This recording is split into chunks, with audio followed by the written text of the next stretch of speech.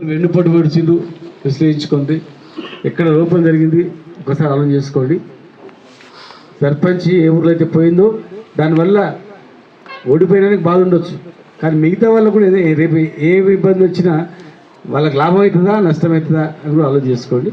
ఆ లోపాన్ని సరిదిద్దుకొని మళ్ళీ మనం ఎట్లా ముందుకు పోవాలనే దాని మీద దృష్టి పెట్టండి దయచేసి. గెలిచిన వాళ్ళు అరే నాకు నిధులు ఇవ్వడంట అంత ఉట్టి మాటలు, నిధులు లేదు తిథులు లేదు, ఆడు వచ్చేటివేలే ఉంటే కదా ఏమైనా ఉంటే కదా చెయ్యనికి వచ్చినాయి గ్యారెంటీగా గ్రామాల వారిగా. దానికి చైర్మన్ ఎవరు అంటే సర్పంచ్ చైర్మన్, వార్డు మెంబర్లు ఉంటారు, మళ్ళీ వార్డు మెంబర్ల తీర్మానం కూడా ఉంటుంది.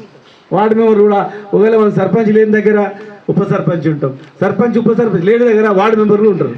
వార్డు మెంబర్ కూడా నిలదీయచ్చు, వార్డు మెంబర్ కూడా అబ్జెక్షన్ చెప్పొచ్చు, మా వార్డులు ఎట్లా పెట్టామని చెప్పి అడగవచ్చు. కనుక నిధులు రావను లేకపోతే అందులో ఉన్న వాళ్ళకి నిధులు ఎక్కువ వస్తావు అన్నట్టు మొత్తం లేదు. ఈవెన్ ఏ ఇండ్లు ఆయన ఇండ్లు వచ్చినా ఊరికి ఇంకేం వచ్చినా ఏది వచ్చినా కానీ అది సర్పంచే కమిటీకి చైర్మన్ ఉంటాడు, వార్డు మెంబర్లు కూడా తీర్మానం ఉంటుంది, వార్డు మెంబర్లు ఆబ్జెక్షన్ చెప్తే కూడా అవుతుంది. కనుక మనం తక్కువ వార్డు మెంబర్లు ఉన్నా కానీ సార్ వీళ్ళు పెడతలేరు ఇట్లా అని చెప్పి పెట్టింది. వార్డులకు మొగోళ్ళకు డబుల్ ఛార్జ్ పెట్టింది, వీళ్ళకి ఫ్రీ అన్నారు, మగాయనకు 5 రూపాయలు అంటే 10 రూపాయలు చేసేదండి. ఇక తులం బంగారం లేదు, కేసీఆర్ కిట్ లేదు, ఏం లేదు.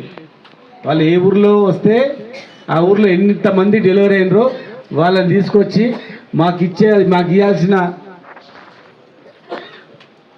కేసీఆర్ కిట్ ఎక్కడ పోయిందని అడగాలి. ఎంతమంది పెళ్ళి అయితే 2 ఏళ్లలో వాళ్ళందరూ కలిసి మాకు ఈ ఊరికి ఇన్ని తులాల బంగారం రావాలి ఏమైందని అడగాలి. మనం అడగడానికి 100 ఉన్నాయి వాళ్ళు అట్లా చేస్తే. కనుక ఆ నిధులు ఇవ్వకుండా ఇంకో చేస్తామంటే అది జరగని పనిది. ఒకవేళ వాళ్ళు చేస్తే గీస్తే నడిచేది 2 ఏళ్ళ తర్వాత ఏముండదు. కనుక మీరు ఎవ్వరు కూడా దాన్ని దృష్టిలో పెట్టకండి. రేపు ఎలక్షన్ వస్తుంది, మన తడాక ఎంపీటీసీ ఎలక్షన్స్లో రేపు జెడ్పీటీసీ ఎలక్షన్లో చూపించాలి. ఈ కసంతా జెడ్పీటీసీ ఎంపీటీసీలో అత్యధిక మెజార్టీ మనం గెలిపించుకోవాలి, మన వాళ్ళని చేయాలి. కాకపోతే మీకు చెప్తున్నా, దయచేసి మేము చెప్పినప్పుడు వద్దు నీకు బాగాలేదు అన్నప్పుడు వినాలి. బాగుంది అంటే ప్రతి వాడు ఎట్లా అంటారు.